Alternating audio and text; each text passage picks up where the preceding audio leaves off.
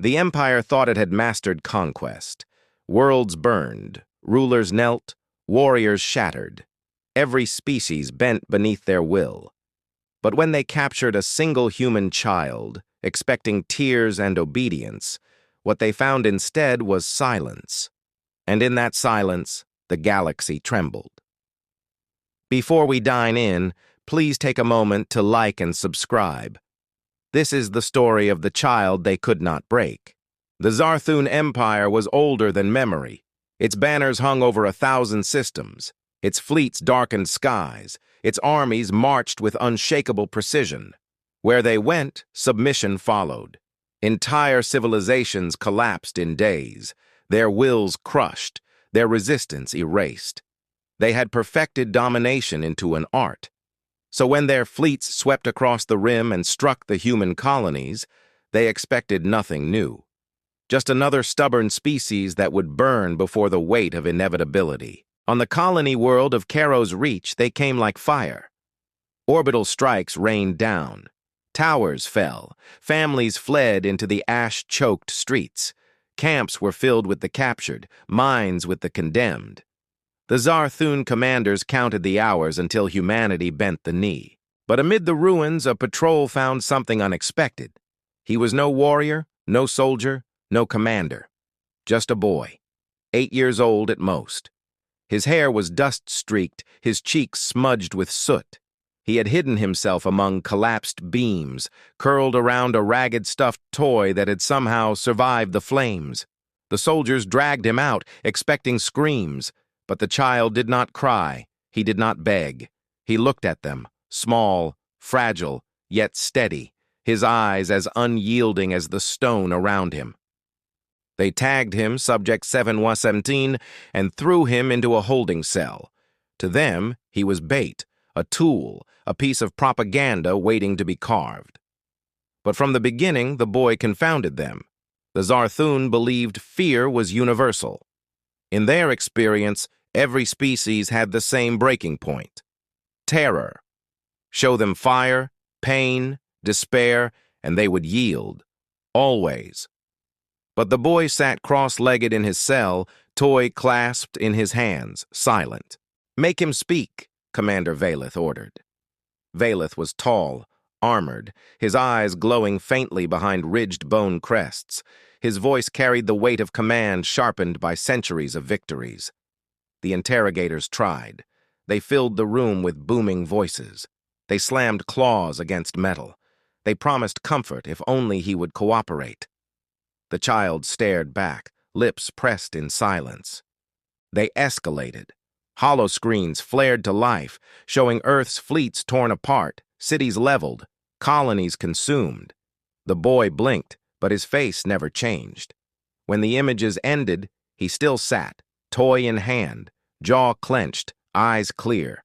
The soldiers muttered. He wasn't too young to understand. The translators picked up comprehension. He simply refused to give them what they wanted.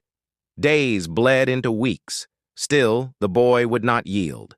At night, guards whispered to each other outside the cell.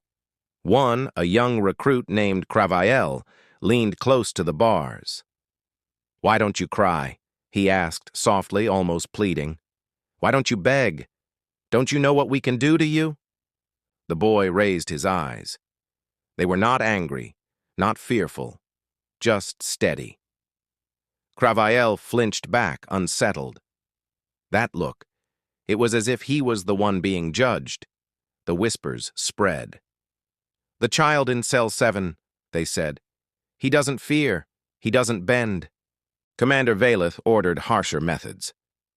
"Use him, break him, show his weakness on the broadcasts." They tried. Cameras rolled. The boy remained silent. They shouted questions, demanded he denounce his people. He clutched his toy and said nothing. When they tried to force words from him, he sealed his lips. When they attempted to frighten him, he stayed dry-eyed. The recordings were useless. Instead of weakness, they captured something that unsettled even the editors, a child facing down giants without flinching. Valeth fumed. But outside the command chamber, something else grew. The image of the boy spread, First among guards, then prisoners, then further still, through smuggled channels and whispered rumors. In the mines, humans spoke of him. In the camps, they sang of him. The Silent One, they called him. The boy who would not break. And that silence became a weapon sharper than any blade. Prisoners began standing taller. Colonists whispered hope. Even other species under Zarthun chains looked at humanity differently. If a child could resist, perhaps so could they. Commander Valith felt it slipping. The certainty of control, the unquestioned obedience of his soldiers. He resolved to crush it personally. One evening, he entered the cell himself. His shadow filled the room, claws clicking against stone. The boy sat where he always did, toy in hand. "You will submit," Valith growled. "You will show fear, you will cry, or I will make you wish you had." The boy looked up. Slowly, he tilted his head. Not mockery, not defiance, just the quiet, unshaken truth of someone who had already decided. Valith slammed a claw into the wall, sparks scattering. But he could not strike the child. Something in that gaze froze him. Not hatred, not terror, conviction. That night, for the first time in decades, Valith dreamed, and in his dream those eyes followed him unblinking. The Empire prided itself on breaking spirits. Yet one human child had cracked the illusion. And then, the cracks widened. Because on the edge of the sector, humanity struck back. Hidden fleets rose from shadows. Resistance fighters sabotaged patrols. Colonists armed themselves and vanished into forests and caves, striking like ghosts. The Zarthun war machine, so confident, suddenly found itself bleeding. On Valith's flagship, alarms blared. Explosions rippled through the hull. Reports screamed of human boarding parties cutting through steel with fire and fury. Through it all, the boy sat calmly in his cell. The door burst open in a shower of sparks. Human Marines stormed inside, armor scarred, weapons blazing. "There!" one shouted. "We found him!" The boy blinked. For the first time, he rose, his toy still in his hand. A soldier swept him up, clutching him to armored chest. "You're safe now," the Marine whispered, voice shaking. "You're going home." As they ran through smoke and gunfire, the boy finally spoke. Just one word, quiet but clear. "Finally." It was like thunder. For the Marines who had bled and fought to reach him, it was enough to bring tears. They carried him aboard the shuttle. Engines roared. The flagship fell behind them in flames. Humanity had taken back more than a child. They had taken back hope. The Zarthun reeled. For the first time in their history, their propaganda had failed, their soldiers doubted, their enemies rallied. And all because one child would not break. The boy's silence became legend. Across human colonies, his story spread. A nameless child clutching a toy, facing an empire without a word. He became the emblem of resistance, a symbol carried on banners, whispered in songs, etched into stone. And beyond humanity, the message spread further. To every enslaved people, to every species that had bent beneath Zarthun claws, the lesson was clear. If a child could resist, then no empire was invincible.